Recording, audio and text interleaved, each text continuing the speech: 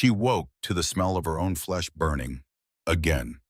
Sarah Morgan opened her eyes at 5 in the morning, same as every morning for the past 10 years. And the first sensation was always the same, the acrid, sweet, sick odor of skin being destroyed by metal. Pure silver, 3 inches wide, locked around both wrists, with no gap for air, no space for healing, no mercy built into the design. The bands had been there since she was 12 years old. They would be there until she died, which according to the last healer's assessment would happen sometime around age 27, maybe 28 if her body kept surprising everyone by refusing to quit. She lay still for a moment, letting her mind catalog the damage before her body had to move and make everything worse. Left wrist deep burning sensation, probably another infection, starting in the tissue that never fully closed. Right wrist sharper pain, the kind that meant nerve damage was progressing, eating its way up her forearm in increments she measured by how many dishes she dropped each week. Both hands, that familiar numbness below the band's fingers, she could see, moving but barely feel like watching someone else's hands perform tasks through thick gloves. The clock on the wall read 5:03 a.m. She had 57 minutes before her shift started in the pack house kitchens. 57 minutes to make herself look human enough that no one would ask questions, functional enough that she could carry trays and chop vegetables and pretend the silver bands locked around her wrists were just old injuries, minor inconveniences, nothing that warranted concern or conversation. Sarah sat up slowly, testing her balance. The constant silver exposure affected more than just her wrists. It leached into her bloodstream, accumulated in her organs, weakened everything it touched. She'd learned to move carefully, to anticipate the moments when her body simply wouldn't respond the way 22-year-old bodies were supposed to respond. Most days she felt 70. Some days she felt dead already, just too stubborn to stop moving. The routine took 40 minutes. She'd timed it down to a science. First, examine the wounds. She unwrapped yesterday's bandages, watching the cloth stick to dried blood and fluid where the burns wept constantly. The silver bands gleamed dully in the pre-dawn light, and beneath them the flesh was angry red, where it wasn't black with necrosis, puffy with inflammation, where it wasn't sunken with dead tissue. 10 years of this. The scars had scars, layers upon layers of damage that would never heal as long as the metal remained pressed against skin. She cleaned the wounds with supplies she kept hidden in her tiny room, basic antiseptic and gauze, that she stole in small amounts from the pack house medical supplies. Not enough to be missed, never enough to actually help, just enough to prevent the worst infections from taking hold and killing her before her time. The ointment went on next, a cheap antibacterial cream that did almost nothing against the constant silver burn, but made her feel like she was doing something, taking some action against the torture that defined her existence. She worked it into the edges where metal met flesh, wincing as her damaged nerves sent confused signals, burning numbness, stabbing pain, nothing at all of it happening simultaneously. Then the bandages. 4 layers of cloth wrapped carefully around each wrist, tight enough to hold everything in place and hide the worst of the damage, but loose enough that she could still bend her hands, still grip things with her weakened fingers. She'd learned the exact tension through trial and error, through years of adjusting, until the wrapping became automatic muscle memory. Her body performed while her mind was somewhere else. The painkillers came last. She kept a secret stash of over-the-counter pills she'd accumulated through careful theft and barter, hidden in a hole she'd dug behind the loose baseboard in her room. They didn't work. Not really, not against this kind of constant agony. But taking them was another ritual, another small act of defiance against the pack that had decided her pain was acceptable, necessary just. She dressed in her kitchen uniform, plain gray shirt with long sleeves that covered the bandages, black pants that had seen better days, non-slip shoes she'd inherited from another servant who'd left the pack 2 years ago. Everything was designed to make her invisible, unremarkable, easy to overlook. She braided her dark hair back from her face and avoided looking at herself in the cracked mirror above her sink. The woman reflected there was a stranger anyway, hollow-eyed and gaunt, aged beyond her years by suffering. At 5:47 a.m., she left her room in the servants' quarters and walked the empty hallways to the kitchen, her footsteps echoing on stone floors that had witnessed 10 years of her diminishment.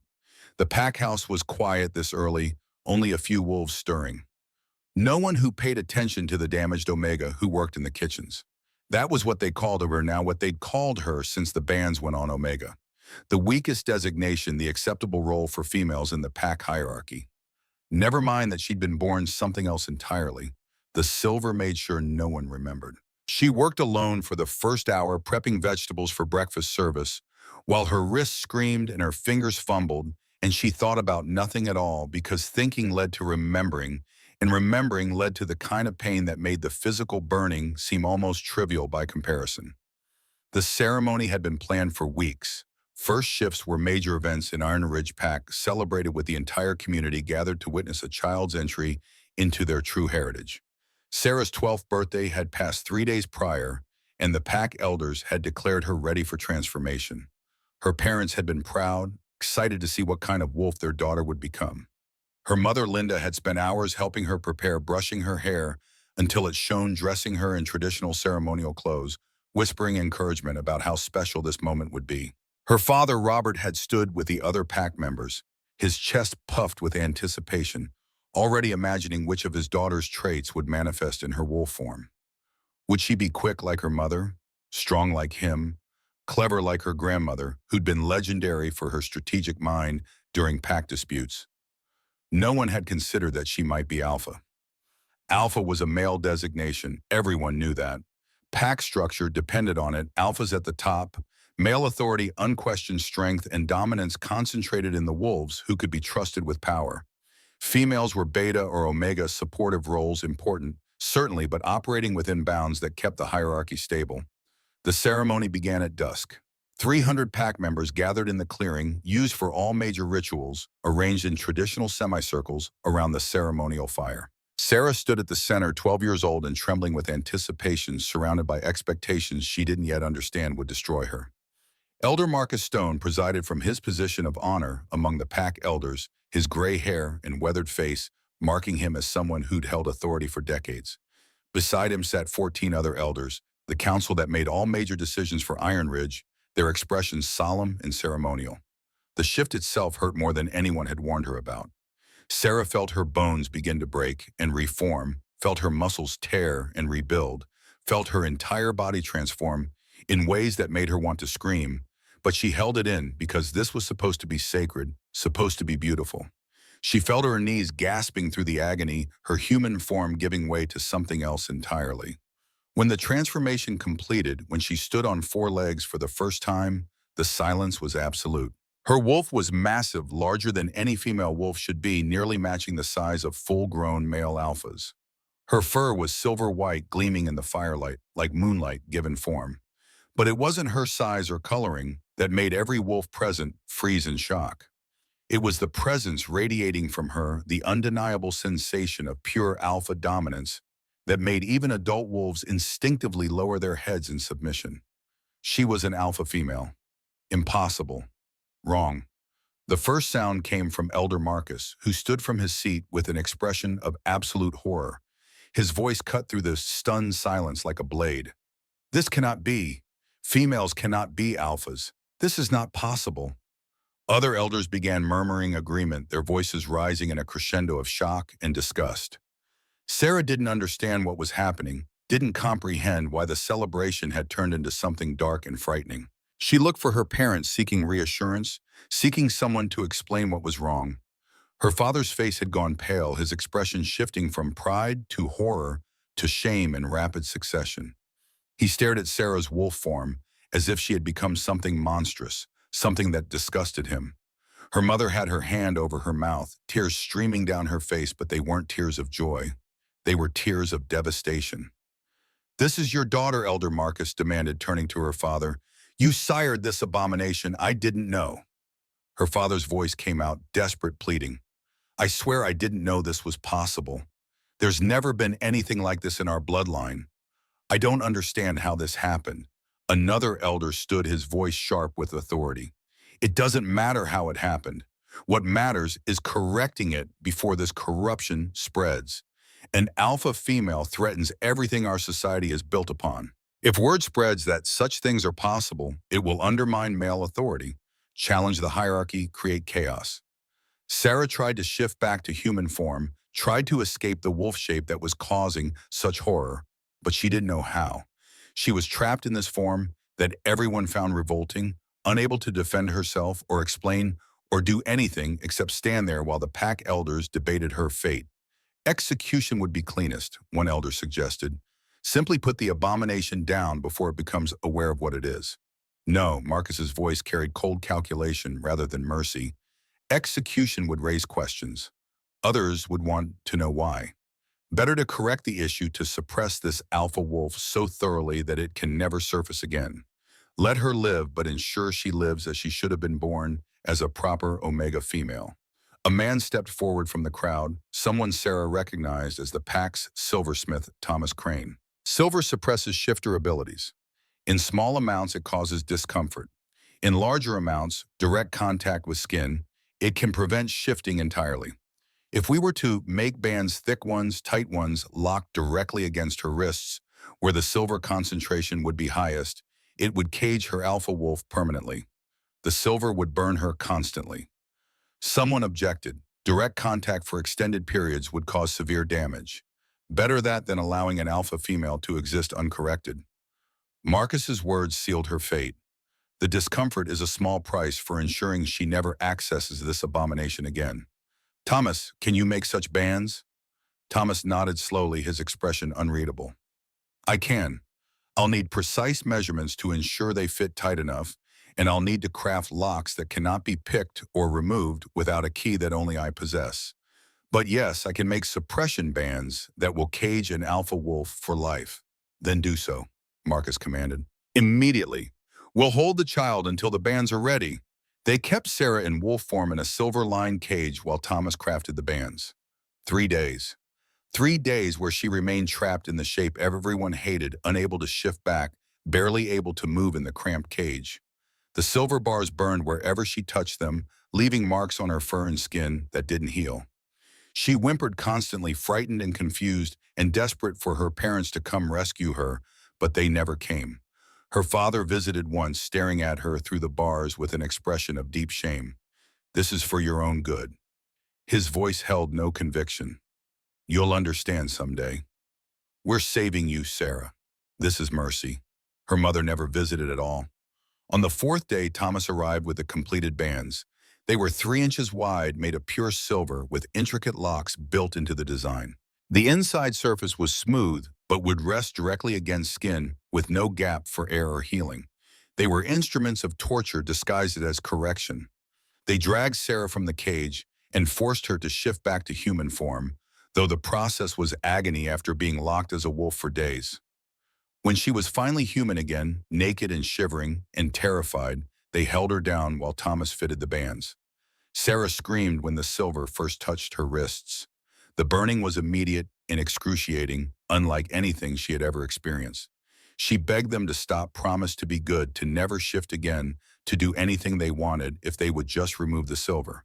But they ignored her pleas, forcing her arms straight, while Thomas positioned the bands and locked them tight.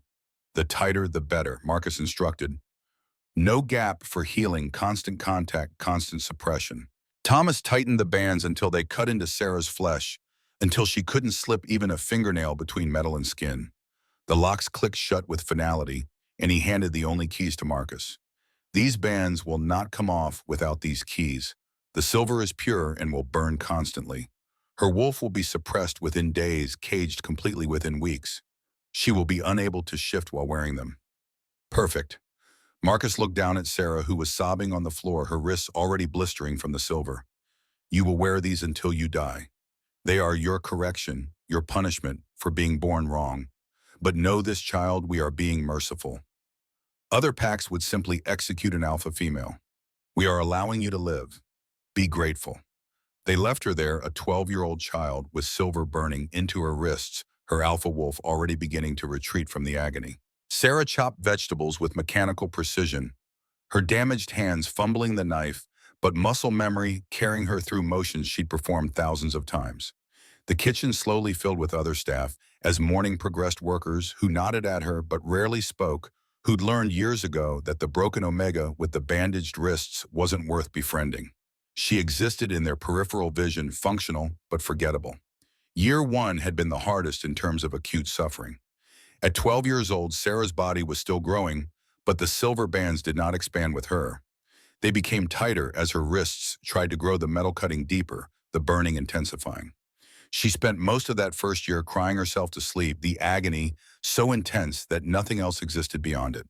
Her parents moved her to the servants' quarters after 3 months, unable to bear having a constant reminder of their shame living in the family home. Sarah was given a tiny room in the back of the pack house and told she would work for her keep. At 12, still adjusting to bands that never stopped burning, she was expected to begin earning the right to continue living in Iron Ridge. The work started simple cleaning, carrying basic tasks that even a child could manage. But as Sarah grew older and the band's effects became more profound, she found even simple work exhausting. The constant silver exposure weakened her entire body, not just her wrists. Her healing was severely compromised. Her strength never developed as it should have. She remained perpetually frail, perpetually struggling, perpetually in pain. Year 2 brought the first serious infection. The burns beneath the bands had never properly healed, and bacteria eventually found the open wounds. Sarah developed a fever so high that she became delirious, her body fighting an infection it was too weak to overcome on its own. The pack healer treated her with strong antibiotics, though her expression suggested she believed Sarah would die. "The silver needs to come off," the healer told Elder Marcus bluntly. "The infection is spreading. If the bands remain, she will likely die from sepsis." "Then she dies," Marcus had said with chilling indifference. "Better that than removing her correction. If she survives the infection, she will be stronger for it. If she does not, then the problem resolves itself." Sarah survived, though she never knew how. The fever broke after 5 days, the infection gradually clearing with continued antibiotics. But the close call taught her that her life had exactly as much value as the pack deemed it had, which was essentially none. She was a corrected abomination, allowed to live only as long as she caused no trouble and asked for nothing. Year 3 was when the nerve damage became apparent. Constant silver exposure was destroying the nerves in her wrists and hands, causing numbness in her fingers, weakness in her grip, occasional shooting pains that felt like lightning running from wrist to fingertips. The pack healer warned that permanent nerve damage was likely inevitable, that Sarah might lose function in her hands entirely if the bands remained much longer. No one cared. The bands stayed on. Year 4 brought the realization that her wolf was essentially dead. Not literally, she could still sense a dim presence deep inside her, buried under layers of silver-induced suppression, but functionally dead. She hadn't accessed her wolf form in 2 years, couldn't shift no matter how she tried, could barely remember what it felt like to be anything except human and in pain. This was when depression set in properly. Sarah spent most of year 4 simply going through motions, working, when required sleeping, when possible existing without really living. What was the point of survival, when survival meant nothing but endless suffering? She was 14 years old and already wished she were dead. Year 5, she attempted to remove the bands herself. Late one night, alone in her tiny room, she used a stolen kitchen knife to try prying the locks open. She worked for hours, her hands slick with blood from where she'd cut herself in the attempt, but the locks wouldn't budge. Thomas had crafted them too well. They were designed to be permanent, to resist any attempt at removal. Finally exhausted and defeated, Sarah had given up and simply wept until dawn. Year 6 was marked by growing acceptance. This was her life. The bands would never come off. She would live with constant pain until the cumulative damage killed her, probably before she reached 30. There was no escape, no rescue, no hope for anything better. Accepting this reality made it somewhat easier to bear, though easier was relative when every moment still involved metal burning into flesh. She learned to cope in small ways. Wrapping her wrists in cloth bandages provided minimal protection from accidental impacts that would jar the bands and send fresh agony through her arms. Working in the kitchens kept her away from packed social activities where she might be questioned about her condition. Keeping her head down and her ambitions non-existent meant no one paid attention to her. Year 7 brought arthritis. The constant inflammation from the silver burns had spread to the joints in her wrists and hands, causing pain even beyond what the bands created directly. Her fingers began to swell. Her wrist mobility decreased. Her grip strength became almost non-existent. Simple tasks like holding a knife or lifting a pot became challenges that required careful planning and execution. The pack healer examined Sarah's wrists and hands with barely concealed disgust. The joint damage is permanent. The arthritis will only worsen with time. You'll likely lose most hand function before you're 30. Can anything be done, Sarah asked, though she already knew the answer. Remove the bands, the healer said flatly. That's the only solution. But since that won't happen, nothing can be done. You'll simply continue deteriorating until your hands are essentially useless. Year 8 was when Sarah stopped feeling most sensation in her fingers. The nerve damage had progressed to the point where she could barely feel anything below her wrists. She dropped things constantly, unable to gauge grip pressure. She cut herself regularly while cooking because she couldn't feel the knife properly. Her hands had become partially dead appendages attached to wrists that never stopped burning. This was also the year she overheard other servants talking about her. She should just kill herself. One woman said casually, as if discussing the weather, "What kind of life is that? Constant pain, useless hands, no future. Death would be a mercy." Part of Sarah agreed, but another part, stubborn, refusing to give the elders the satisfaction, insisted on surviving. She would live out of spite, if nothing else. Year 9 brought the realization that her bones were weakening. The silver exposure was affecting her calcium absorption, her bone density decreasing to dangerous levels. She fractured her left wrist, not the one with burns, but the actual bone beneath the band, simply from catching herself during a fall. The fracture didn't heal properly, leaving that wrist permanently weakened, prone to re-injury. The pack healer who set the fracture looked at Sarah with something approaching pity. "Your body is breaking down. The silver toxicity is systemic now, affecting everything. You have maybe 5 years left, possibly less. I'm sorry." Sarah was 21 years old and being told she had maybe 5 years to live. She felt nothing hearing it. 5 years, 10 years, 20 years. What difference did it make when every day was the same suffering? Year 10 was the year Commander James Blackwood arrived in Iron Ridge. The announcement came 3 days before his arrival. A federal pack investigator would be conducting a routine inspection, reviewing pack operations, ensuring compliance with territorial laws. Alpha Derek Hayes had made the announcement with barely concealed anxiety, and Sarah understood why. Federal inspectors didn't come to well-run packs. They came when someone had filed a complaint, when something had gone wrong, when secrets were in danger of being exposed. Sarah paid little attention to the preparations. She was kitchen staff, invisible beneath the notice of visiting investigators. She would simply continue her work and wait for him to leave, same as she'd done through every other pack event that disrupted the normal routine. Commander Blackwood arrived on a Tuesday morning with a team of 4, a military-looking man who was introduced as Lieutenant Marcus Gray, a woman named Dr. Rebecca Torres, who carried herself with medical authority, and 2 younger agents whose names Sarah didn't catch. They set up operations in the pack house's administrative wing, converting conference rooms into temporary offices, requesting files and records and interviews. For 2 days, Sarah worked in the kitchen and heard only distant rumors about the investigation. Everything seemed routine. The commander was thorough but fair. He asked detailed questions but found nothing obviously wrong. Alpha Derek was tense but cooperative. The pack held its collective breath and hoped the Federals would complete their inspection and leave without incident. On the 3rd day, Sarah was carrying a tray of dishes from the main dining hall back to the kitchen when she stumbled. The stone floor in the corridor was uneven in places, worn down by decades of foot traffic and into dips and rises that most wolves navigated without thought. But Sarah's coordination was compromised by nerve damage, her balance affected by chronic weakness, and when her foot caught on one of the uneven spots, she went down. The tray fell, first dishes shattering against stone with a crash that echoed through the corridor. Sarah landed hard on her hands and knees, the impact jarring both wrists and sending a spike of agony through the damaged tissue beneath her bands. She couldn't suppress the gasp of pain that escaped, couldn't stop herself from cradling her wrists against her chest as tears sprang to her eyes. Strong hands caught her shoulders, helping her up. "Are you injured?" Sarah looked up into storm-gray eyes and realized with horror that Commander James Blackwood himself had witnessed her clumsiness. She tried to pull away, tried to deflect. "I'm fine, sir, just clumsy. I apologize for the disturbance." But the commander's grip didn't release. His eyes had moved to her wrists where the impact had shifted the cloth bandages slightly, revealing a glimpse of silver and burned flesh beneath. His expression changed instantly from concern to sharp focus. "What is that on your wrist?" "Nothing, sir. Old injury. Please, I must clean this mess.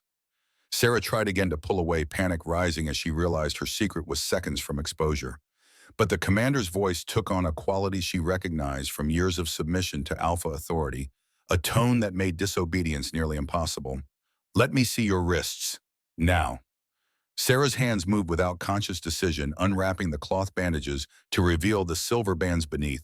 The metal gleamed dully in the quarter's light, and the flesh visible at the edges was angry. Red and black burned away in some places to expose deeper tissue scarred beyond recognition in others. Commander Blackwood stared at her wrists with an expression that cycled through shock, horror, and fury in rapid succession.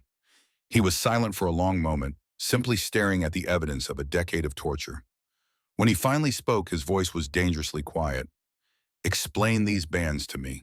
Every detail. Who put them on you, when, and why? And if you tell me they were your choice, I'll know you're lying. Sarah swallowed hard. There was no escape now, no defection that would satisfy a federal investigator who had seen the evidence of her suffering. They were put on 10 years ago, when I was 12. The pack elders ordered it. Why? The commander pressed his eyes, never leaving her wrists. What could a 12-year-old child have possibly done to deserve this torture? I shifted for the first time. Sarah heard her own voice emerge hollow and detached. My wolf was alpha female. The elders said it was an abomination that alpha females cannot exist, that I needed to be corrected. The bands suppressed my wolf. Keep it caged. Ensure I live as I should have been born, as a proper omega female. The silence that followed was absolute. Commander Blackwood was staring at her with an expression she couldn't read. His jaw clenched so tight she could see the muscle jumping. When he spoke again, his voice carried barely controlled rage. They tortured a child. They locked silver bands, pure silver from the look of it, directly against the skin of a 12-year-old girl. They burned her constantly for 10 years because her wolf was alpha and she was female. Is that what you're telling me? Yes, sir. And your parents, where were they when this was done to you, person? Sarah looked away, unable to meet his eyes. My father agreed it was necessary. My mother said nothing. They moved me to servants' quarters after 3 months. I haven't spoken to either of them in years. Lieutenant Gray appeared in the corridor, drawn by the sound of breaking dishes and the commander's raised voice.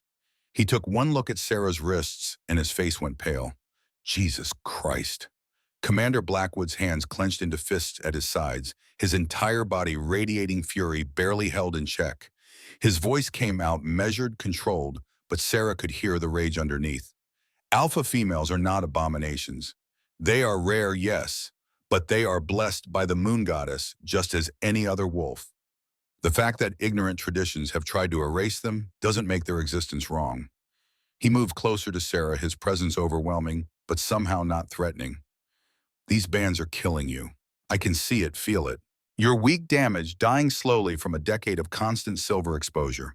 How long before the toxicity becomes fatal? 5 years, 3. The healer said 5 years, Sarah admitted. Maybe less, but sir, there's nothing to be done. The bands are locked. Only the pack silversmith has the keys. And even if they came off, my wolf has been suppressed so long, I'm not sure it would surface again. I'm essentially human now. A very damaged human.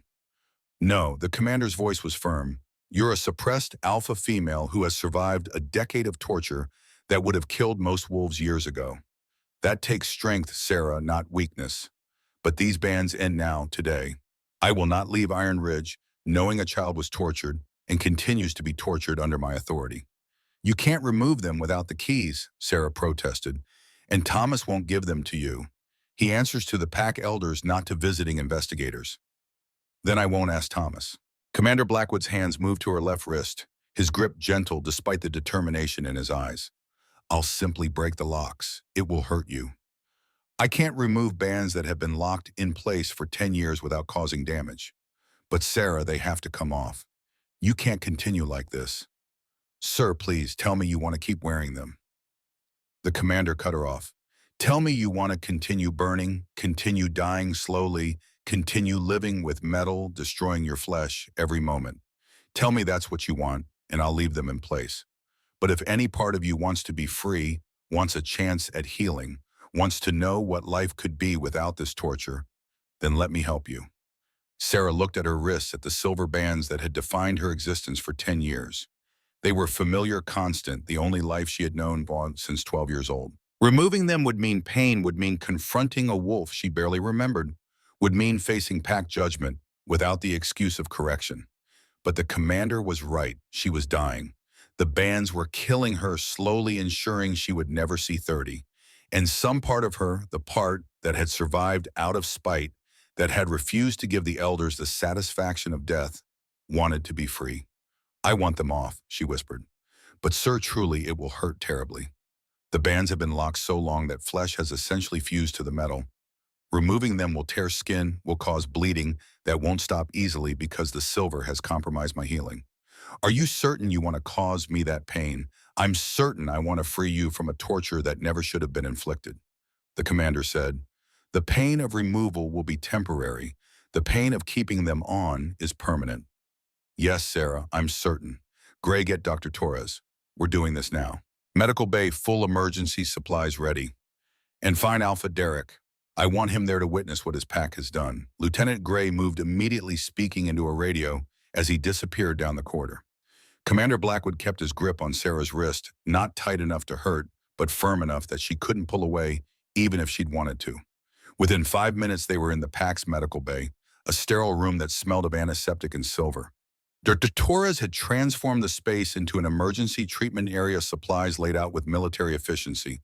Alpha Derek stood against one wall, his face pale as he took in Sarah's exposed wrists. Two other agents were present, one operating a camera to document everything, the other taking written notes. "This is going to hurt," Dr. Torres said to Sarah, her voice professional but not unkind. "The commander is right that the bands have to come off, but I need you to understand you will be in severe pain. We'll manage the bleeding and treat the wounds, but the removal itself will be traumatic. Are you prepared for that?" Sarah nodded, not trusting her voice. She sat on the examination table, her wrists extended, and watched Commander Blackwood position himself beside her. His hands gripped the left band, and she could see the muscles in his forearms tensing as he prepared to apply force. "I'm sorry this will hurt." His voice was quiet, meant only for her. "But I'm not sorry for freeing you." He pulled. The silver band resisted for a moment, locked tight as it had been for a decade. Then the commander's strength, AlphaKing strength that exceeded normal wolves, bent the metal. The lock cracked with a sound like breaking bone. The band came loose and took skin with it. Sarah screamed. The band had been locked so long, had burned so deep that flesh had essentially fused to the metal. Removing it tore away layers of skin, exposed raw tissue beneath, caused bleeding that erupted freely now that the silver suppressing her healing was gone. The pain was beyond anything Sarah had experienced, beyond what she thought pain could be, a tearing agony that made the 10 years of burning seem almost trivial by comparison. Commander Blackwood caught her before she collapsed, supporting her weight while she sobbed. I know it hurts, but it's done. One band is off. Your left wrist is free." Sarah looked at her left wrist through tears. The silver band lay on the tray beside the examination table, blood and tissue still clinging to its inner surface. Her wrist was a horror of burned and torn flesh, bleeding freely, damaged beyond what seemed survivable. But it was also free. For the first time in 10 years, there was no silver touching her left wrist. Torres moved immediately, applying pressure to stop the bleeding, beginning to clean the wound with swift professional motions. Her voice was steady as she worked. "The tissue damage is severe but manageable. The bleeding is actually a good sign, means her healing hasn't been completely destroyed. We'll get this bandaged and move to the other wrist." "The other one," Commander Blackwood set his eyes on Sarah. "I need to remove the other one. Can you endure it?" Sarah wanted to say no, wanted to beg him to stop, to leave the remaining band in place rather than subject her to that agony again. But she also wanted to be free, wanted both wrists liberated, wanted her wolf to have a chance at surfacing after a decade in a silver cage. "Do it," she whispered. The second removal was worse because she knew what was coming. Commander Blackwood gripped the right band and pulled with the same brutal efficiency. More skin tore away. More blood flowed. More screaming that Sarah couldn't suppress no matter how hard she tried. And then it was done. Both bands lay on the tray. Both wrists were free. Sarah was sobbing in the commander's arms while he held her and murmured reassurances she could barely hear over the sound of her own agony. Dr. Torres worked quickly, cleaning wounds, applying specialized bandages designed for severe burns, administering painkillers that would take the edge off but couldn't touch the deep tissue damage. It's done, Commander Blackwood said finally. The silver is gone. Your wrists are free. Now we need to let you heal and give your wolf a chance to emerge. Sarah, you've been suppressed for 10 years. When your wolf finally surfaces, it may be violent or overwhelming, but I'll be here. You're safe. I promise you're safe. Sarah could barely process his words through the pain. She was aware of being moved to a recovery room of clean sheets and dim lights, and Dr. Torres checking her vital signs every few minutes. She was aware of Alpha Derek being questioned in harsh tones by Lieutenant Gray somewhere outside her door. She was aware of something stirring deep inside her, something that had been caged for so long she'd almost forgotten it existed. Her alpha wolf, sensing freedom for the first time in a decade, began to claw its way toward the surface. The shift came 3 days after the ban removal, and it felt like dying. Sarah woke in the middle of the night with her bones on fire. Not the familiar burn of silver against skin that was gone, now replaced by bandages and healing salve, but something deeper, something that came from inside her marrow and spread outward like molten metal being poured into a mold that hadn't been used in years.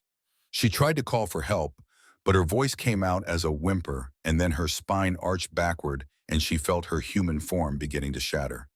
Torres was there immediately, must have been monitoring from the next room. Commander Blackwood appeared seconds later, still dressed despite the late hour, as if he'd been waiting for this moment. Sarah heard their voices, but couldn't process words, couldn't think past the sensation of her body tearing itself apart and rebuilding into something it had been forbidden to become for a decade. Every bone broke and reformed. Every muscle tore and regrew. Every nerve fired at maximum intensity as her nervous system tried to remember pathways it hadn't accessed since she was 12 years old. She screamed through it, the sound morphing from human to animal, as her vocal cords changed shape, and some distant part of her mind thought that maybe the elders had been right, maybe this was wrong, maybe she should have stayed broken and human rather than endure this agony. And then the transformation completed. Sarah stood on 4 legs in the medical bay, her silver-white fur reflecting the overhead lights, and felt the full weight of her alpha presence slam back into existence like a dam breaking after years of pressure. The sensation was overwhelming, intoxicating, terrifying. She could feel every living thing in a 100-yard radius, could sense their hierarchical positions relative to her own, could taste the instinctive submission radiating from the wolves who felt her emergence. Dr. Torres had taken 3 steps backward, her head lowered despite obvious attempts to maintain professional composure. Through the open door, Sarah could see other pack members in the hallway, all of them frozen in postures of automatic deference to an alpha presence they couldn't resist.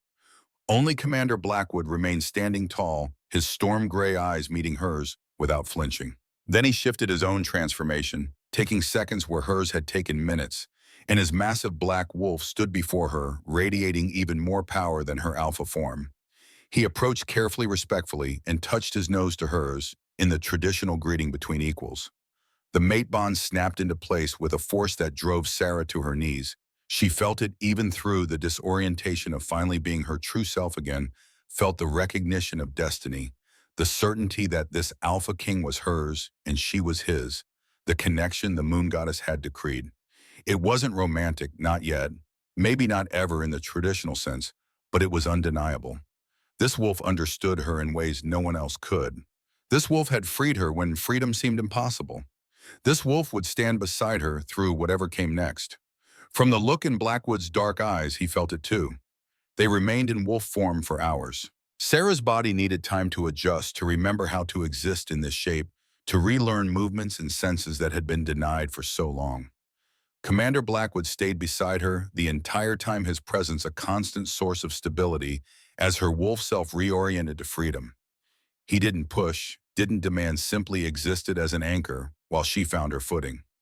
When they finally shifted back to human form, when Sarah was herself again, but forever changed by having reclaimed her wolf, she looked at the commander and said the words that had become undeniable. "You're my mate. I felt it when you shifted." His voice was rough with an emotion she couldn't name. "The bond is real, Sarah. You're mine and I'm yours. The moon goddess chose an alpha female for me, and I couldn't be more certain she chose right." Lieutenant Gray appeared in the doorway, tactfully keeping his eyes averted while they were both still unclothed and processing the bond recognition. When he spoke, his voice carried urgency that cut through the moment. "Commander, we need to move forward with the formal investigation. Marcus Stone is already mobilizing his legal defense, and Alpha Derek is requesting a meeting." The investigation, Sarah felt reality crash back in, felt the weight of what came next. The bans were off, her wolf was free, but the pack that had tortured her for 10 years wasn't going to simply accept federal intervention without resistance. Commander Blackwood's expression hardened into something professional, authoritative, the federal investigator rather than the mate who just recognized his destined bond. He pulled on clothes that Gray had brought, then turned back to Sarah.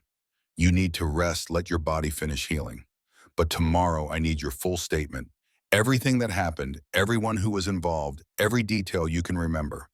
We're building a case and you're the primary witness." Sarah nodded, exhaustion suddenly overwhelming, now that the adrenaline of shifting was fading.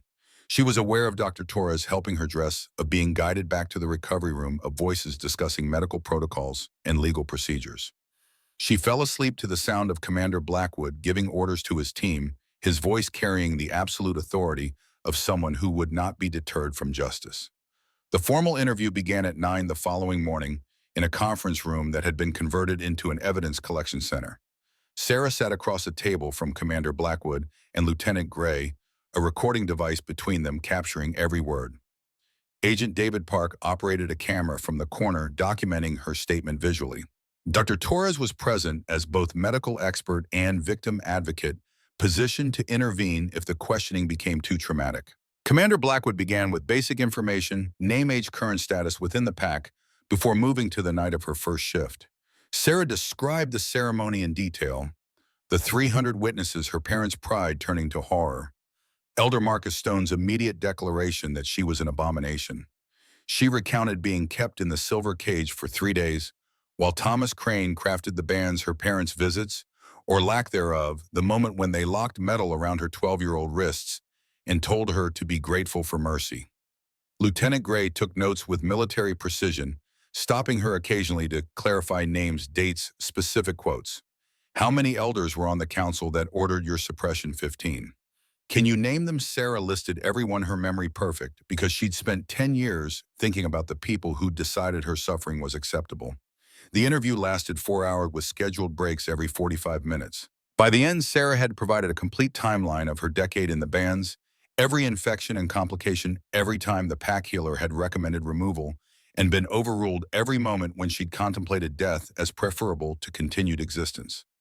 Agent Park's camera captured her showing the permanent scars on her wrists, the nerve damage that made her fingers tremble slightly, the arthritis visible in her swollen joints.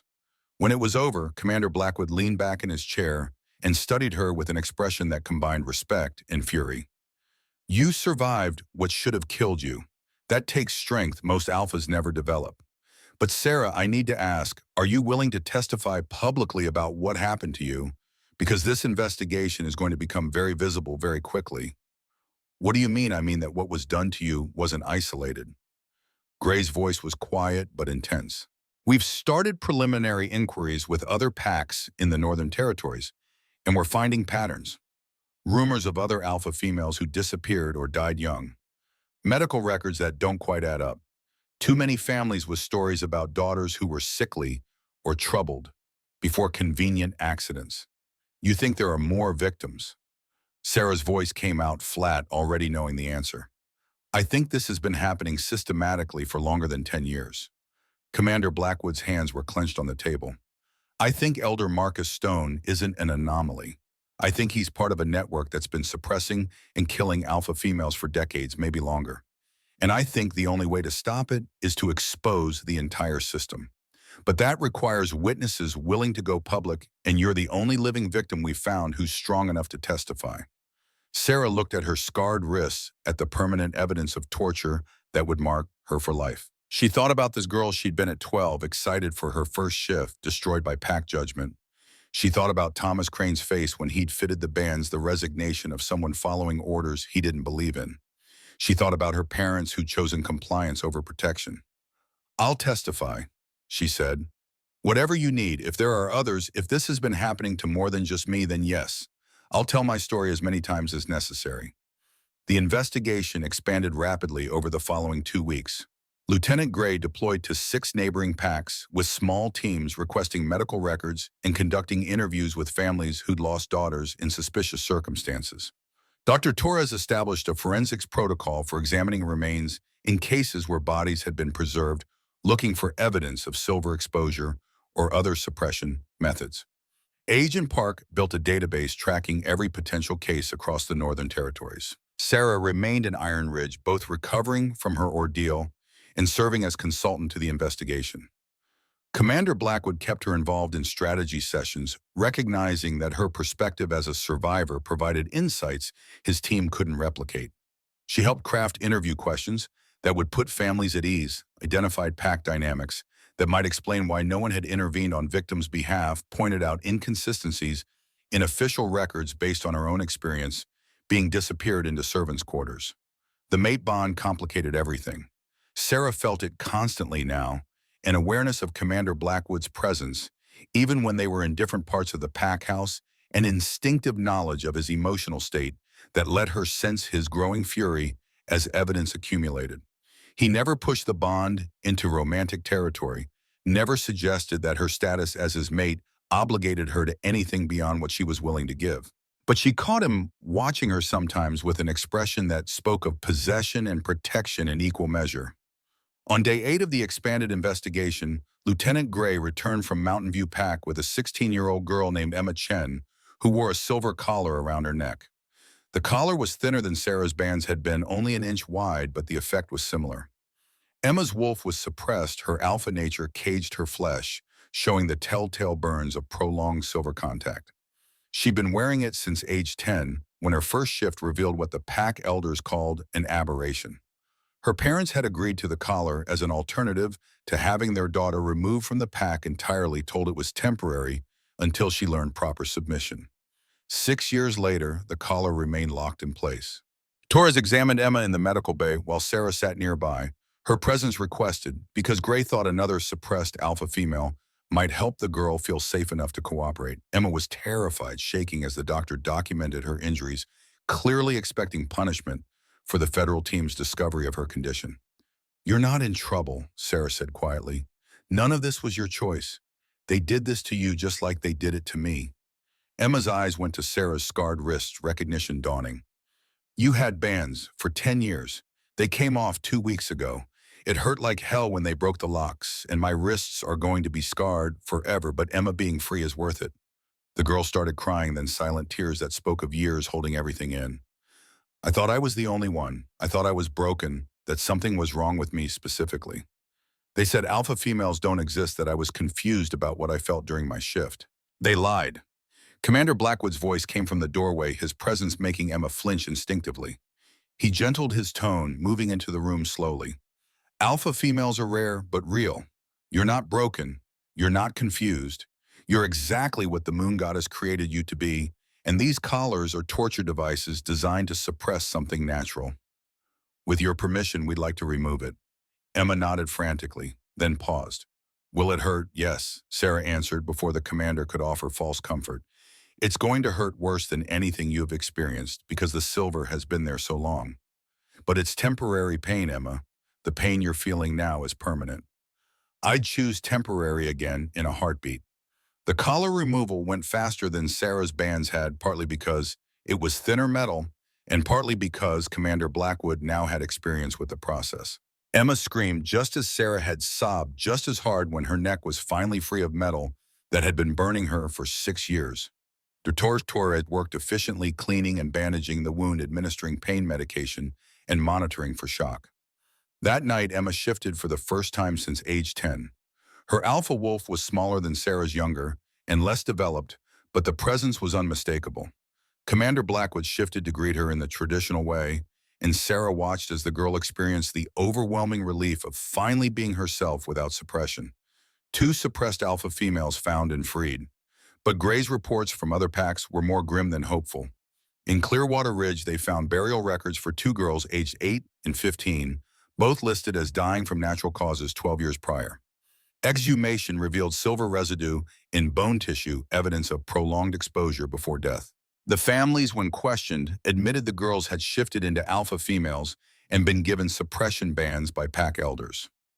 Both had died from complications, infections that became septic organs, failing under silver toxicity, and the families had been told to say nothing. In River Bend, a midwife confessed to suffocating 3 alpha female infants over 20 years.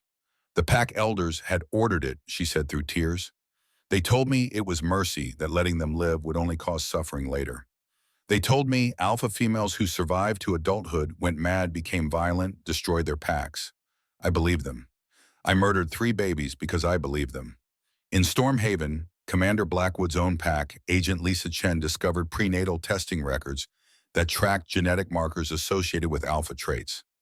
Female fetuses testing positive were flagged for termination recommendations. The pack's medical director, when confronted, defended the practice as progressive. We prevent the suffering before it begins. No child has to endure suppression bans or execution if we simply ensure they're never born. The database grew daily, 53 cases documented across 15 packs spanning 30 years, 41 confirmed deaths through execution, suppression complications, or forced abortion, 7 cases of active suppression with devices like Sarah's bands or Emma's collar, 5 disappeared without bodies presumed dead, 0 cases of alpha females living free and integrated into pack society. It was systematic, it was coordinated, and at the center of it all was Elder Marcus Stone. The evidence came together on day 14. Agent Park compiled correspondence between pack elders across the Northern Territory's emails and letters discussing the alpha female problem like it was a policy issue rather than genocide. Marcus Stone's name appeared in 80% of the communications, always in leadership positions, always pushing for aggressive responses to any alpha female bursts. But the smoking gun was a document Thomas Crane provided after Lieutenant Gray questioned him for 6 hours. The Silver Protocol, 47 pages professionally formatted, distributed to 15 alpha leaders and their medical directors. It outlined identification procedures for alpha females, assessment criteria for determining whether suppression or execution was more appropriate, specifications for suppression devices, including precise silver purity requirements, long-term management protocols, and disposal procedures if suppression failed. It was a genocide instruction manual. Sarah read through it once and then had to leave the conference room to vomit. The clinical language, the matter-of-fact tone, discussing how to torture children or kill them efficiently, the careful attention to covering up evidence, it made her 10 years of suffering feel like just one data point in a much larger atrocity. Commander Blackwood found her in the bathroom afterward, crouched on the floor with her head against the cool tile. His presence through the mate bond had already told her he was coming, but she still flinched when he knelt beside her. This is bigger than Iron Ridge. His voice was hollow. This is industrialized genocide with procedural documentation. Marcus Stone built a network specifically to erase alpha females from existence, and he convinced other pack leaders it was necessary for social stability. How many more are there? Sarah looked up at him. How many alpha females died because of that document, because of those protocols? We'll never know the exact number. Probably hundreds over the years. Maybe thousands if this has been going on long enough. And you're going to prosecute all of them, all 15 packs. I'm going to try. But Sarah, you need to understand what's coming. Marcus Stone won't accept federal charges quietly. He's already building a legal defense based on pack sovereignty and traditional authority. He's going to argue that what was done to you was legal under pack law at the time that federal investigators have no jurisdiction over internal pack matters, that prosecuting him sets a dangerous precedent for government overreach. Sarah pushed herself to her feet using the bathroom counter for support. Her wrists ached. They always ached. Now the nerve damage permanent, but the pain was manageable, finite, nothing compared to the burning she'd endured for a decade. Let him argue. You have evidence. You have victims. You have that protocol document proving intent. How can pack sovereignty trump genocide? Because the law isn't always just. Commander Blackwood's expression was grim, because there are genuinely gray areas around pack autonomy versus federal authority. Because if I push too hard, Marcus Stone and his allies could trigger a civil war between traditionalist and progressive packs, and thousands of innocents would die. So what do? I build the strongest case possible, document everything, and pray that when this goes to tribunal, the judges prioritize justice over political expediency. The counterattack came on day 16. Sarah was working in the conference room with Agent Park cross-referencing victim names with PAC registry records when Lieutenant Gray burst through the door with his radio crackling urgent messages. We've got a problem. Marcus Stone just filed formal challenges with the Federal PAC Council. He's demanding the investigation be shut down immediately and all evidence suppressed as illegally obtained. On what grounds? Commander Blackwood was on his feet, immediately moving to read over Gray's shoulder. PAC sovereignty. Gray pulled up documents on his laptop. He's arguing that you violated Iron Ridge's autonomy by removing Sarah's bans without proper authority, that everything flowing from that illegal action is fruit of the poisonous tree, legally speaking. He's also filed complaints against you personally for excessive use of force and assault on a PAC member. Assault. Sarah's voice came out sharp. He freed me from torture. Stone is claiming you were under lawful correction and that forcibly removing the bans constituted assault on your person without proper consent procedures. Gray looked disgusted even reading the argument. He's also claiming that your subsequent testimony was coerced while you were traumatized and under the influence of pain medication, making it inadmissible. That's bullshit, and he knows it. Commander Blackwood's hands were clenched. But it's clever bullshit. He's trying to get ahead of formal charges by delegitimizing the entire investigation. There's more. Gray pulled up another document. He's not working alone. 12 other PAC alphas have filed supporting briefs arguing that federal interference in traditional PAC practices threatens their autonomy. They're demanding a full tribunal hearing on jurisdiction before any criminal charges can proceed. Sarah felt her chest tighten. 12 PACs supporting Marcus Stone meant 12 PACs that had probably implemented the Silver Protocol themselves, 12 PACs with alpha leaders who feared exposure if the investigation continued. This wasn't about her anymore. This was about an entire network of traditionalists fighting to preserve their right to commit genocide. How long until the tribunal? Commander Blackwood's voice was controlled professional, but Sarah could feel his fury through the mate bond. 3 weeks. The Federal PAC Council fast-tracked it given the serious nature of the allegations on both sides. You'll present your evidence. Stone will present his sovereignty defense, and 3 judges will rule on whether this investigation can continue. And if they rule against us, then Marcus Stone walks free. All 15 PAC leaders walk free. The Silver Protocol stays secret, and alpha females keep dying. Sarah stood up from her chair, her scarred wrists visible as she braced against the table. Then we make sure they don't rule against us. What do you need from me? Commander Blackwood studied her for a long moment. I need you to testify, in public in front of representatives from every PAC in the Northern Territories with your story recorded and broadcast. I need you to show them what was done to you and make them understand that no concept of PAC sovereignty justifies child torture. I already said I would. This will be different than our interview here. Gray's voice was gentle. Marcus Stone's lawyers will cross-examine you. They'll try to discredit your testimony, suggest you're exaggerating, or that you consented to the bans imply that your suffering was necessary for PAC stability. It's going to be brutal. Let it be brutal. Sarah met Commander Blackwood's eyes. I survived 10 years of silver burning into my wrists. I can survive a few lawyers asking hostile questions. The 3 weeks before the tribunal were the most intense of Sarah's life. Commander Blackwood's team worked around the clock preparing their case, compiling evidence, organizing testimony from families of victims, coordinating with forensic experts who could prove cause of death in cases where bodies had been exhumed.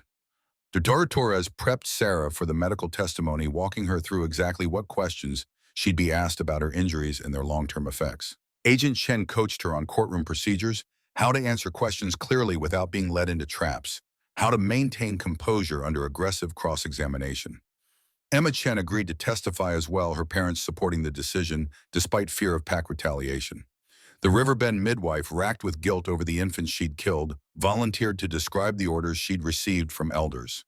Thomas Crane provided detailed testimony about crafting suppression devices over 30 years, his voice breaking as he admitted that his own daughter had been his first victim. But Marcus Stone was building his defense too. His legal team filed dozens of motions trying to exclude evidence on technical grounds, arguing that PAC medical records were privileged, demanding that victim identities be sealed to protect PAC privacy. They produced their own expert witnesses, traditional historians, who claimed alpha females had always been considered dangerous medical experts who suggested that suppression was more humane than execution. Legal scholars who argued pack sovereignty was absolute in matters of internal hierarchy. The traditionalist coalition grew.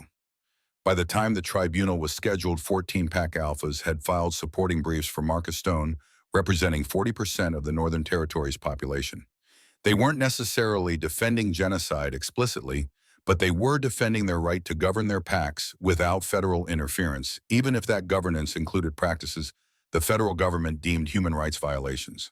Commander Blackwood spent long nights strategizing with his team, and Sarah found herself sitting in on more and more of these sessions. The mate bond made it natural for her to be included, but she also brought a perspective. They needed the view from inside a pack that had normalized torture, the understanding of how families could convince themselves that their children's suffering was necessary.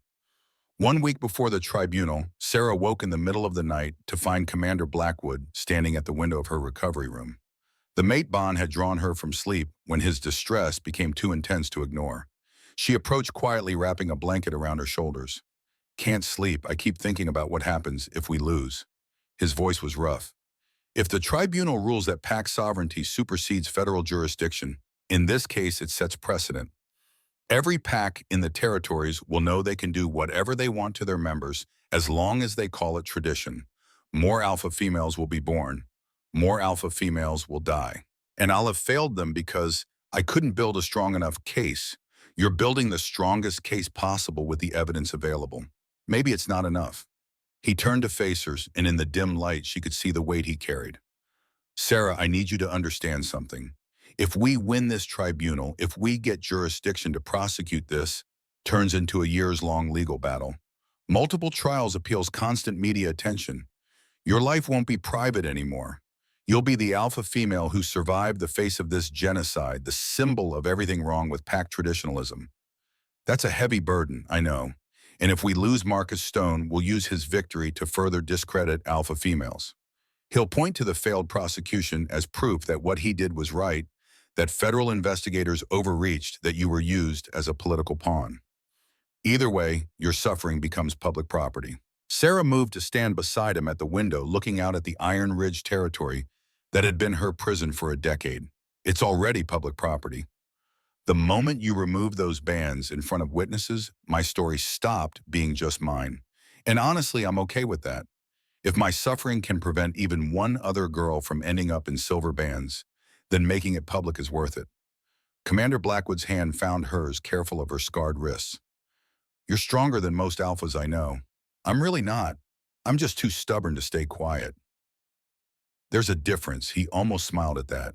The first time Sarah had seen anything approaching humor from him since they'd met. Maybe stubbornness is its own kind of strength. They stood together at the window until dawn broke over Iron Ridge, neither speaking, connected through a mate bond they'd both acknowledged but hadn't yet fully explored.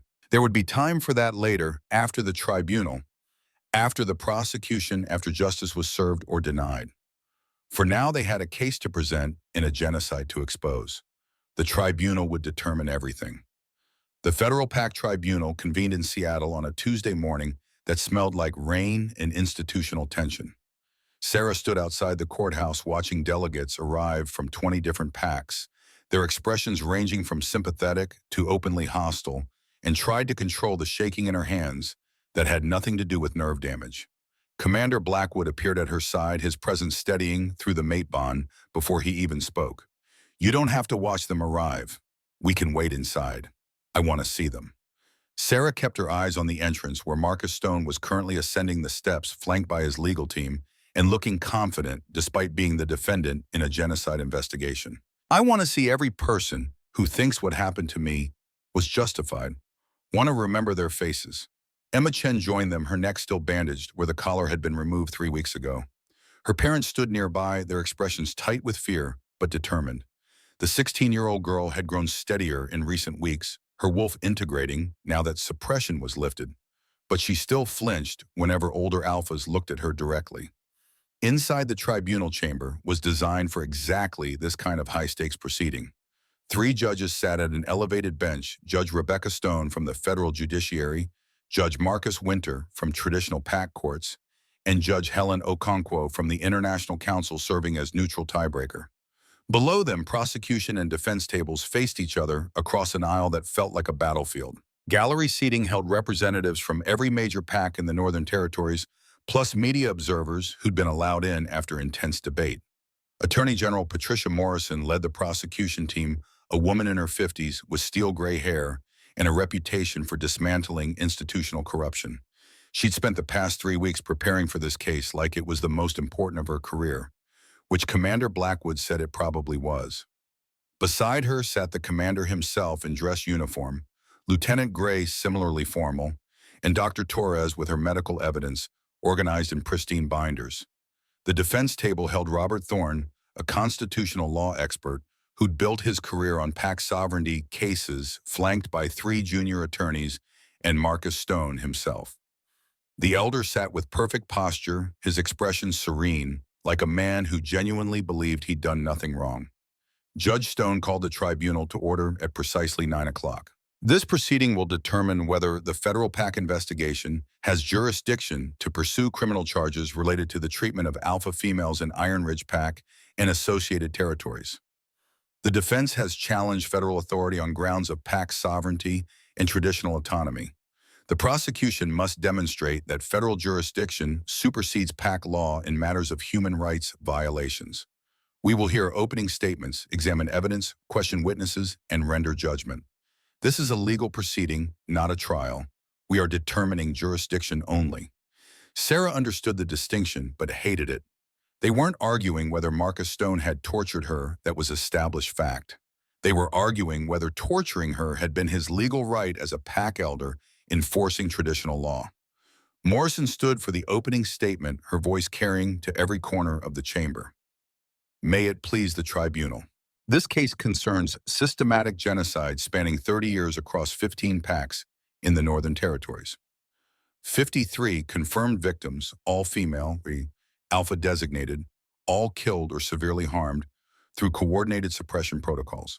The defense will argue PAC sovereignty. They will say internal PAC matters are beyond federal reach.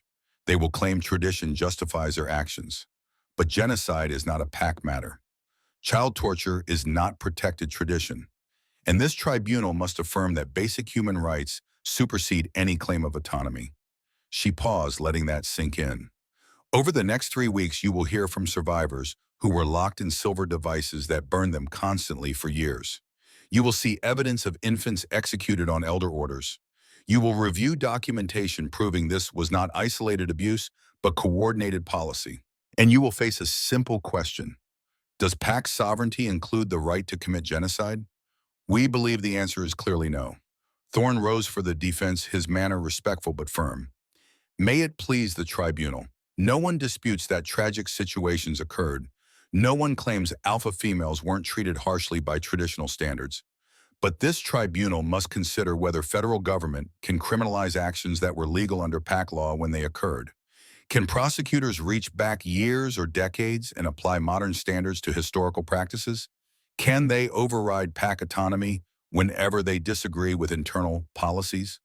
He gestured toward Marcus Stone. My client followed established protocols. He acted within authority granted by his PAC and consistent with centuries of tradition. The federal PAC investigation forcibly removed suppression devices without proper legal process, then used evidence obtained through that illegal action to justify further investigation. This is government overreach. This threatens every PAC's right to self-governance, and this tribunal must reject it. The first 2 days focused on medical evidence. Dr. Torres testified about Sarah's condition when first examined, describing the extent of burn damage, nerve destruction, and systemic silver toxicity in clinical terms that made several gallery observers visibly ill. She presented photographs that showed exactly what 10 years of constant metal contact did to human tissue. She explained in detail how silver suppressed shifter abilities, how prolonged exposure caused organ damage, how death from complications was essentially guaranteed without removal. Under cross-examination, Thorne tried to undermine her testimony. Dr. Torres, is it fair to say that silver suppression while uncomfortable is not inherently lethal? Uncomfortable is a severe understatement. Torres' voice was ice. And yes, prolonged exposure is absolutely lethal. Sarah Morgan was given 5 years maximum life expectancy if the bans remained. That's not suppression, that's slow execution. But she's alive now, correct? 3 weeks post-removal and recovering, because Commander Blackwood removed the devices against pack wishes. If he hadn't intervened, she'd be dead within 5 years from toxicity. Intervention you characterize as rescue. Others might call it assault, others would be wrong. Judge Winter intervened before the exchange could escalate. Counsel will confine questions to medical matters, save legal interpretations for closing arguments. Day 3 brought forensic evidence from the exhumed bodies in Clearwater Ridge. 2 girls, ages 8 and 15, both dead 12 years ago, from what families had reported as natural causes. Bone analysis revealed extensive silver residue. Tissue samples preserved by cold burial conditions showed burn patterns consistent with suppression bans. Cause of death in both cases, septic shock from untreated infections complicated by silver toxicity. The families testified next parents who'd agreed to ban their daughters at elder insistence and watch them die slowly. The mother of the 8-year-old girl broke down completely on the stand, sobbing that she'd believed the elders when they said it was necessary that alpha females were dangerous, that suppression was mercy compared to execution. Morrison's questioning was gentle but thorough. Did anyone explain to you that alpha females aren't actually dangerous? No. The woman's voice was barely audible. They said it was natural law, that females can't be alphas without corrupting pack hierarchy, that if word spread alpha females existed, it would destabilize everything. Did you want to remove the bans when your daughter became ill? Yes. But Elder Marcus said removing them would be worse than letting her die with them on. He said if she died, it proved she was too weak to be alpha anyway. He said it was natural selection. And you believed him. He was an elder. We were taught to trust elders. The defense strategy became clear during cross-examination. Thorne didn't dispute the facts. He couldn't. The evidence was overwhelming, but he focused relentlessly on the legal framework. These parents consented to suppression as legal guardians. The pack council followed established procedures. Federal law at the time of these deaths didn't explicitly prohibit alpha female suppression. You cannot retroactively criminalize actions that were legal when performed. Judge Okonkwo interrupted that line of argument. Counsel, are you suggesting genocide is legal if no law explicitly prohibits it? I'm suggesting that pack internal matters were historically beyond federal reach. If packs believed alpha females threatened social stability and took measures within their authority to address that threat, it's questionable whether modern federal law can retroactively prosecute those decisions. Even when those measures included torturing children to death, Thorne hesitated clearly, aware he was on dangerous ground. The tragedy of these outcomes doesn't automatically grant federal jurisdiction over pack governance. Day 5 was when Sarah testified. Morrison walked her through preliminary questions, name, age, pack of origin, before moving to the ceremony when everything changed. Sarah described being 12 years old and excited for her first shift, her parents' pride transforming to horror. Elder Marcus, declaring her an abomination within seconds of her wolf emerging. What happened after Elder Marcus made that declaration? They caged me. Sarah kept her voice steady through effort. Silver-lined cage, too small to shift back even if I'd known how. I was trapped as a wolf for 3 days while they decided what to do with me. Who decided? The pack council. All 15 elders. They debated execution versus suppression and chose suppression. Did anyone suggest acceptance, training, integration? No. It was assumed I was wrong, corrupted, dangerous. The only question was how to correct me. Tell the tribunal about the bans. Sarah held up her wrists, scars visible even from the gallery. Pure silver, 3 inches wide, locked tight against skin, with no gap for healing. They burned constantly. Every second of every day for 10 years. The flesh underneath never healed because the source of damage never moved. I developed infections, nerve damage, arthritis, bone density, loss, systemic toxicity. I was told I'd die before 30. The bans were supposed to suppress my wolf, but really they were just killing me slowly. Morrison introduced photographs as evidence, medical records documenting a decade of suffering. Did you ever consent to wearing these bands? I was 12 and being held down by adults while a silversmith locked metal around my wrists? Consent wasn't part of the process. Did your parents defend you? My father agreed it was necessary. My mother said nothing. They moved me to servants' quarters 3 months later because having me in the family home reminded them of their shame.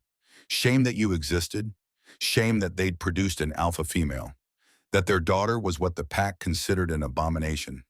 The prosecution phase of Sarah's testimony took 2 hours.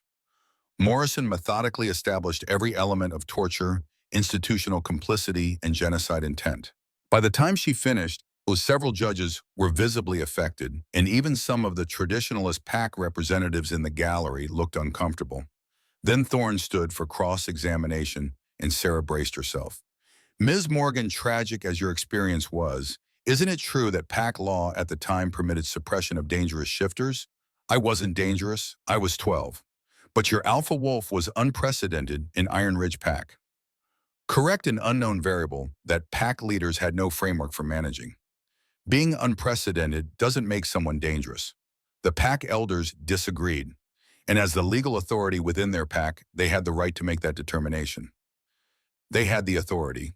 Whether they had the right is what this tribunal is deciding. Thorne shifted tactics.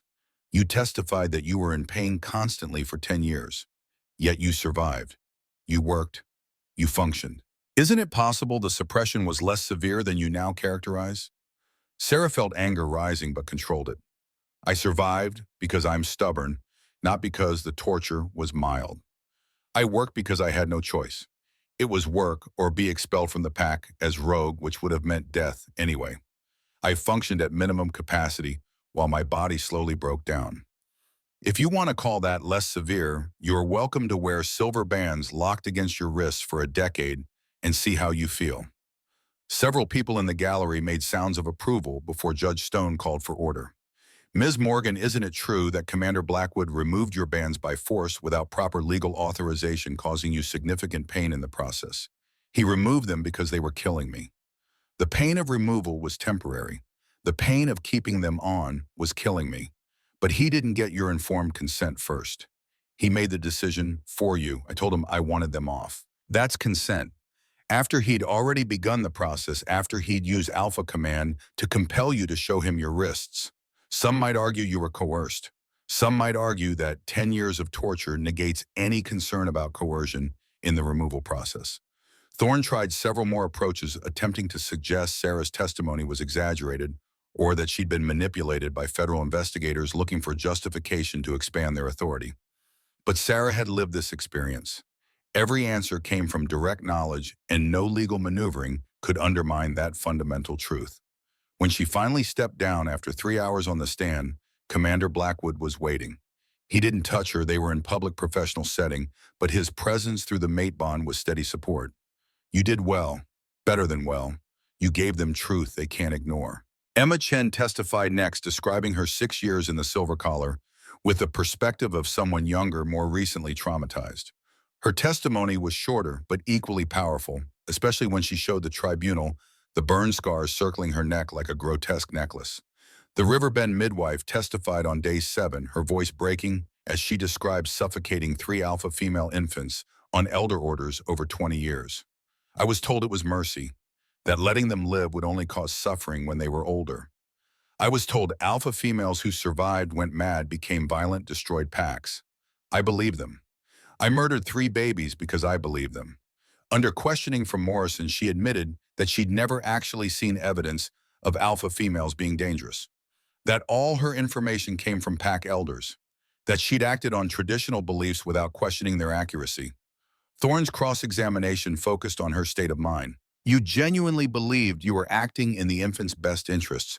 I thought I was preventing suffering. You followed orders from legitimate pack authority. Yes, you had no reason to believe those orders were illegal at the time. Numbered pack elders had absolute authority over life and death decisions. The defense was building its case. These weren't crimes, they were pack governance decisions made by people acting in good faith under legal authority they possessed at the time. Day 9 brought Thomas Crane to the stand, and his testimony shifted the momentum. Morrison asked him to describe his role as pack silversmith. Thomas explained his 30 years crafting ceremonial items, jewelry, and yes, suppression devices. He'd made 6 sets of suppression bands over 3 decades. He'd fitted each one personally. Tell the tribunal about the first suppression device you made. Thomas's voice was hollow. It was for my daughter, Lisa. She shifted alpha female at age 10 30 years ago. Elder Marcus ordered bands. I made them. I locked them around her wrists. She wore them for 3 months before infection killed her. Morrison let that sit for a moment before continuing. You made the bands that killed your own daughter. Yes, why? Because I believed what the elders told me, that alpha females were abominations, that suppression was mercy compared to execution, that it was my duty to protect pack hierarchy even if it meant hurting my child. Do you still believe that? Number Thomas looked at Sarah directly. I believe lies built on 200-year-old propaganda. I murdered my daughter for a political narrative disguised as tradition. And then I tortured 6 more girls because I'd already committed to the lie so deeply that admitting I'd been wrong would mean admitting I'd killed Lisa for nothing. Morrison introduced the Silver Protocol into evidence, the 47-page instruction manual Thomas had helped distribute. Walked the tribunal through this document. Thomas did, explaining each section in clinical detail.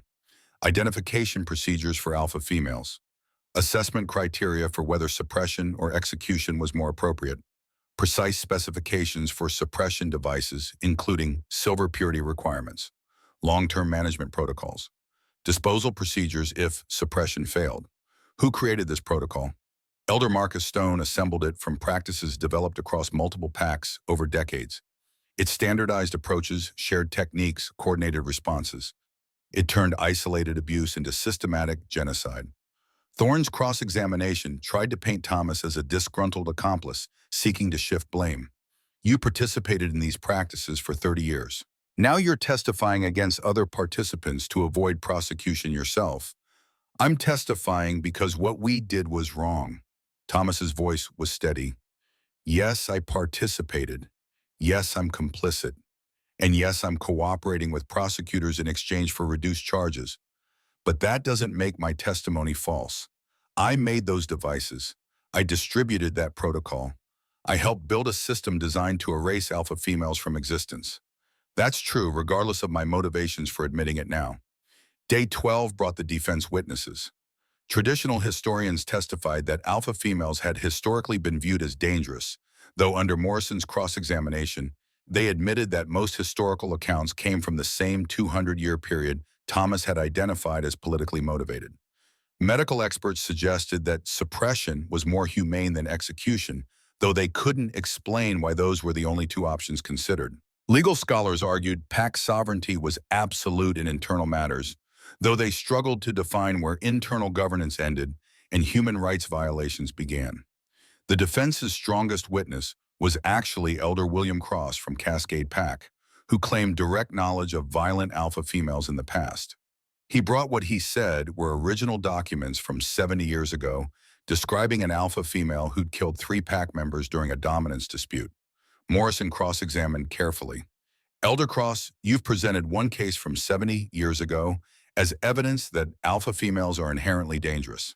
How many male alphas killed pack members in dominance disputes during that same period? I don't have those statistics readily available. More than one, certainly, probably many more. Yet we don't suppress all male alphas as preventively dangerous based on those incidents. Male alphas are necessary for pack structure. And alpha females aren't it historically, no. The pack hierarchy functions with male alphas and female omegas, or betas. Functions according to whom? Did the moon goddess issue a manual specifying this structure? Or did packs develop these hierarchies and then declare them divinely ordained? Cross had no good answer for that. Day 15 was closing arguments. Morrison spoke for 2 hours, systematically dismantling the sovereignty defense. Pack autonomy exists to allow cultural diversity and local governance. It does not exist to permit genocide. It does not exist to allow child torture. It does not exist to justify systematic murder of individuals based on gender and genetic traits they cannot control. The defense asks you to rule that what happened to Sarah Morgan was legal pack governance. I ask you to recognize it for what it was: a crime against humanity disguised as tradition. She paused, making eye contact with each judge. 53 victims over 30 years.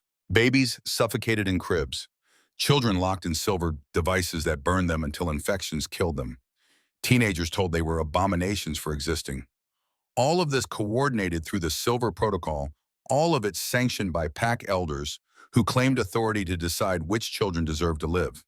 If pack sovereignty protects this, then PAC sovereignty must be limited, because no government structure, no cultural tradition, no claim of autonomy supersedes basic human rights. Thorne's closing argument lasted 90 minutes. He conceded that outcomes were tragic, but insisted the question before the tribunal was jurisdiction, not morality. Did PAC leaders exceed their authority? No. Did they follow established procedures? Yes. Did federal law at the time explicitly prohibit their actions? No. Therefore, regardless of how abhorrent we might find these practices, now they were legal when performed. And criminalizing them retroactively sets dangerous precedent for federal overreach into any PAC practice the government dislikes. He concluded with a warning. Rule for the prosecution today, and you've ruled that federal government can prosecute any PAC leader for any traditional practice if modern values deem it offensive. Rule for the defense, and you've affirmed that PACs have genuine autonomy to govern themselves even when those governance decisions are controversial. The choice is clear. The tribunal recessed to deliberate.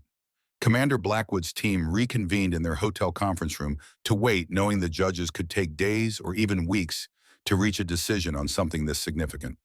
Sarah sat by the window watching Seattle rain and trying not to think about what happened if they lost. If the tribunal ruled that Marcus Stone had acted within his authority, if PAC sovereignty protected genocide, if her 10 years of torture were legally sanctioned, what did that mean for the future? How many more alpha females would die because the law said their murders were internal PAC matters? Emma Chen was curled in a chair nearby, her parents protectively close. The girl had grown steadier during the tribunal, her testimony cathartic in some way, but she still carried fear that PAC retaliation would come eventually, regardless of legal outcomes. Lieutenant Gray worked on his laptop, already preparing appeal strategies if the ruling went against them. Dr. Torres reviewed medical evidence, double-checking that every piece of documentation was preserved properly. Agent Park coordinated with other jurisdictions, building parallel cases in case federal prosecution was blocked. Commander Blackwood stood near Sarah but didn't intrude on her space, giving her room to process. The mate bond thrummed between them, acknowledged but still not fully explored, because there'd been no time, no space, no moment when the weight of the tribunal wasn't pressing down on everything else. On the third day of deliberation, Judge Stone recalled both parties to the chamber. Sarah's hands were shaking as she took her seat in the gallery. Emma reached over and gripped her scarred wrist gently, the 16-year-old offering solidarity to the woman whose testimony had paved the way for her own freedom. Judge Stone read the ruling in a voice that showed no emotion. This tribunal has carefully considered all evidence, witness testimony, and legal arguments presented by both parties. We have examined the question of federal jurisdiction over PAC matters involving the treatment of alpha females. Our ruling is as follows. The chamber was absolutely silent. We find that while PAC sovereignty is a legitimate principle protecting cultural autonomy and local governance, it does not constitute unlimited authority to violate fundamental human rights. The systematic targeting, torture, and killing of alpha females based solely on gender and genetic traits constitutes genocide under federal law. Such actions exceed any reasonable interpretation of internal PAC governance and fall squarely within federal jurisdiction for prosecution. Sarah felt her breath catch. Several people in the gallery gasped. Marcus Stone's expression remained impassive, but his lawyers were already scribbling notes, no doubt preparing appeals. Judge Stone continued. The defense argued that PAC leaders followed legal procedures available to them at the time. We acknowledge that suppression of alpha females may have been technically permitted under PAC law as it existed decades ago. However, ignorance of federal human rights protections does not excuse genocide. Tradition does not justify systematic murder.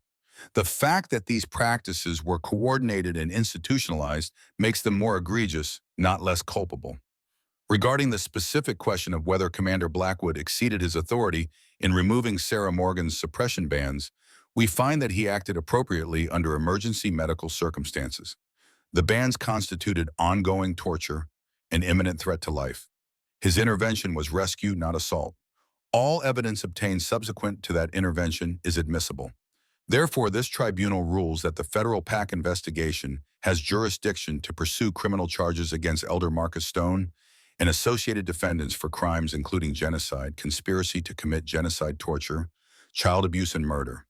This case will proceed to formal trial in federal court. The prosecution may file charges immediately. Morrison was on her feet before the judge finished speaking. The prosecution files formal charges against Marcus Stone and 14 co-defendants on all counts described by this tribunal. We request immediate arraignment and ask that defendants be remanded to federal custody pending trial. Thorne stood immediately. The defense requests all defendants be released on recognizance. These are PAC leaders with deep community ties and no flight risk. Judge Stone considered briefly. Given the severity of charges and evidence of coordination across multiple PACs, defendants will be remanded to federal custody with bail hearings scheduled individually. Court is adjourned. The chamber erupted. Traditionalist PAC representatives were shouting about overreach and precedent. Progressive delegates were applauding. Marcus Stone was being taken into custody by federal agents, his expression finally showing cracks of fury beneath the serene mask. His 14 co-defendants were similarly processed, some going quietly, others protesting loudly about violations of PAC sovereignty.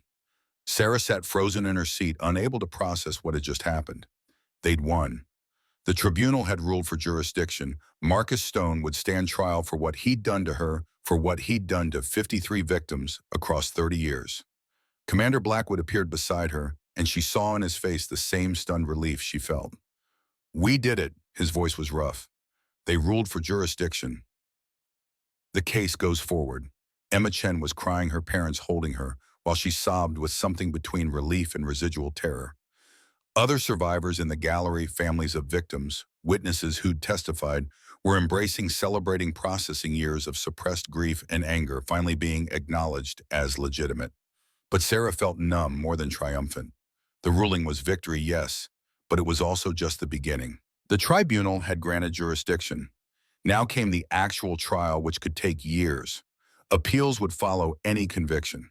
And Marcus Stone had shown he would fight every step, rallying traditionalist support, claiming persecution, painting himself as defender of PAC culture against federal tyranny. Lieutenant Gray approached with logistics. "We need to get you out of here. Media is going to be everywhere within minutes, and traditionalist PACs are angry. You need security." The next 3 months blurred together in a haze of depositions, evidence review, and media attention Sarah had never wanted. The tribunal ruling made international news, sparking debates about PAC sovereignty and federal authority that played out across every major news network.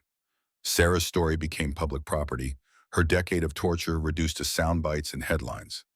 Commander Blackwood's team worked around the clock preparing for trial. Morrison assembled a prosecution strategy that would present victims chronologically, building a narrative of systematic genocide rather than isolated incidents. Gray coordinated security for witnesses after threats started arriving from traditionalist sympathizers. Torres continued medical documentation, ensuring every piece of evidence met forensic standards. Sarah's role during this period was complicated. She was primary witness symbol of the prosecution's case, but also a person trying to heal from a decade of trauma while living under constant security protection. The mate bond with Commander Blackwood deepened during these months, not through romance or ceremony, but through shared purpose and mutual respect. They worked together, planned together, faced threats together. 4 months after the tribunal ruling, Marcus Stone's trial began in federal court. The prosecution phase lasted 6 weeks. Morrison presented victim after victim, family after family, building a comprehensive picture of genocide that spanned 3 decades. The jury, 12 wolves selected from progressive PACs with no connection to the defendants, heard testimony from survivors like Sarah and Emma, from parents who'd lost daughters, from Thomas Crane, describing the Silver Protocol's implementation, from medical examiners who documented cause of death in exhumed remains. The defense strategy remained consistent: PAC sovereignty, good faith, application of traditional law, no intent to commit genocide because defendants genuinely believed alpha females were dangerous. Thorne argued that his clients were being prosecuted for following legal procedures that existed at the time, that changing social values didn't justify retroactive criminalization. But the evidence was overwhelming. The Silver Protocol's clinical documentation of genocide. Thomas Crane's testimony about coordinating suppression across 15 PACs. The midwife's confession about killing infants on elder orders. Sarah's scars that proved beyond doubt the torture she'd endured. On the 42nd day of trial, the jury deliberated for 8 hours before returning with verdicts. Marcus Stone guilty on all counts, including genocide, conspiracy, torture, child abuse, and 41 counts of murder. The 14 co-defendants guilty on conspiracy and various counts of murder or child abuse, depending on their specific involvement. Sentencing came 2 weeks later. Judge Stone presided, the same woman who'd ruled on jurisdiction at the tribunal. Marcus Stone received life in federal prison without possibility of parole. His co-defendants received sentences ranging from 15 to 40 years, depending on their level of involvement and cooperation with investigators. Sarah attended the sentencing, but didn't speak. Morrison delivered the prosecution's recommendation. Several family members gave victim impact statements, but Sarah had said what she needed to say during testimony. Watching Marcus Stone be led away in chains was closure enough. The mate bond ceremony happened 3 months after the trial concluded. Not immediately, not rushed by circumstances or trauma, but when both Sarah and Commander Blackwood were ready to acknowledge what had been building between them since the moment the bond snapped into place. The ceremony was private, attended only by Commander Blackwood's core team and a few wolves from Sarah's past who'd supported her. Emma Chen stood as Sarah's witness, the 16-year-old girl representing the future they were fighting to protect. Lieutenant Gray stood for Commander Blackwood, his military brother, who'd been beside him through every stage of investigation and trial. Sarah wore simple clothes and made no attempt to hide her scars. When she spoke her vows, she looked directly at Commander Blackwood and said what she'd learned through everything they'd survived together. "You found me caged in silver and freed me, even though it caused pain.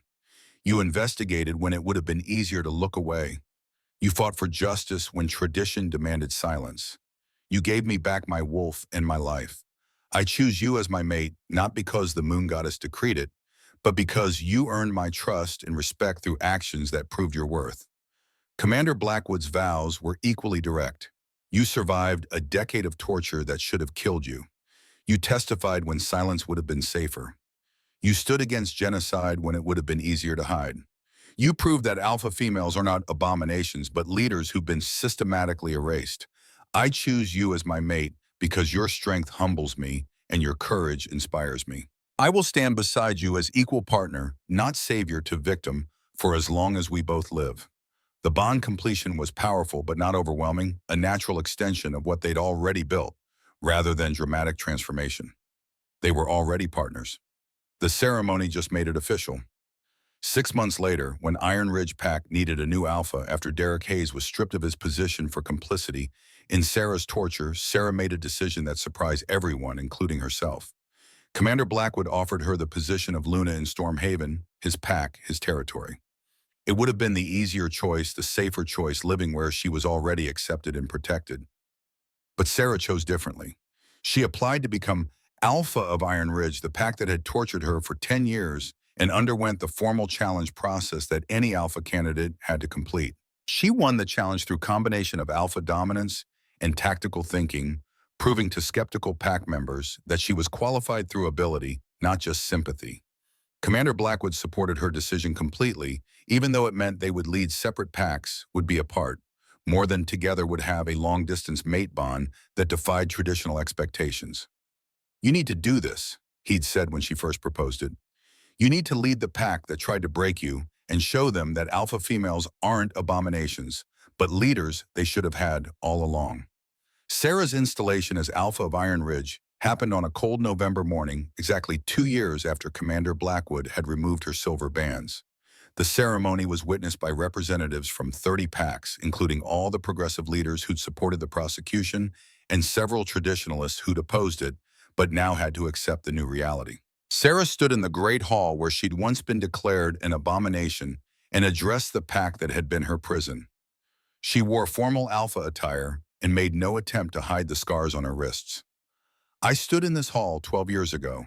I was 12 years old. I had just shifted for the first time. I was excited, proud, happy, and then you told me I was an abomination, that my wolf was wrong, that I needed to be corrected. You put silver bands on my wrists. You locked them tight. You told me to be grateful." Her voice was steady, carrying to every corner of the hall where pack members stood in mandatory attendance. "I wore those bands for 10 years. They burned every moment of every day. They damaged my body permanently. They nearly killed me. But I survived. And now I stand here as your alpha." She paused, making eye contact with wolves she recognized from her decade in servants' quarters. "Not because I need your acceptance. Not because I need to prove I'm not an abomination, but because I choose to lead you. I choose to show you that alpha females are strong, capable, qualified leaders, that the moon goddess creates us for a reason, that suppressing us weakened your pack for a generation. Under my leadership, Iron Ridge will never again torture a child for being born different. If an alpha female emerges in this pack, she will be celebrated. She will be trained. She will be integrated. Because I will make sure no child suffers what I suffered." The pack howled acceptance, some genuine, some reluctant, all of them acknowledging her authority because she'd earned it through the formal challenge process, and her alpha wolf radiated dominance none could deny. 2 years later, Sarah stood in the same hall welcoming a 9-year-old girl named Rebecca, who just shifted into an alpha female at her first ceremony. The girl's parents were terrified, clearly remembering what had happened to Sarah and fearing history would repeat. But Sarah knelt before the massive wolf pup and said what no one had said to her. "You're beautiful, you're powerful, you're exactly what the moon goddess created you to be. We're going to train you, teach you to control your strength, help you integrate into the pack. You're not an abomination, Rebecca. You're an alpha, and you're welcome here." The girl's parents wept with relief. The pack accepted the child without protest, having learned through Sarah's leadership that alpha females strengthened rather than threatened their community. In Stormhaven, Commander Blackwood continued leading federal pack investigations while also serving as Sarah's mate and partner across the distance between their territories. They saw each other every 2 weeks, maintained constant communication through phone and video, and made the long-distance mate bond work through mutual respect and shared purpose. Emma Chen graduated from high school at 18 and enrolled in pre-law, determined to become an attorney who could represent alpha females if suppression cases emerged elsewhere. Her collar scars had faded to thin silver lines around her neck that she wore openly as a reminder of what she'd survived. Thomas Crane served his probation helping dismantle suppression device networks in other territories, using his silversmith expertise to identify and destroy tools of torture. He would never forgive himself for killing his daughter, but he dedicated his remaining years to preventing other fathers from making his mistake. Marcus Stone died in federal prison at age 79 after serving 12 years of his life sentence. He never recanted, never admitted wrongdoing, never acknowledged that alpha females were anything except abominations. He died believing he had been right, and history would eventually vindicate him. But history did the opposite. The Federal Alpha Female Protection Act passed 3 years after the trial, establishing that alpha females had identical rights to male alphas across all territories. Suppression devices were illegal to manufacture, possess, or use. Prenatal testing that targeted alpha female traits was prohibited. Any pack discovered implementing suppression protocols faced immediate federal intervention. A memorial was established in Seattle listing 53 names, the confirmed victims of the genocide that Marcus Stone had coordinated. Sarah attended the dedication ceremony and stood before the wall of names, reading each one aloud, acknowledging the alpha females who'd never gotten the chance to lead, to thrive, to simply exist.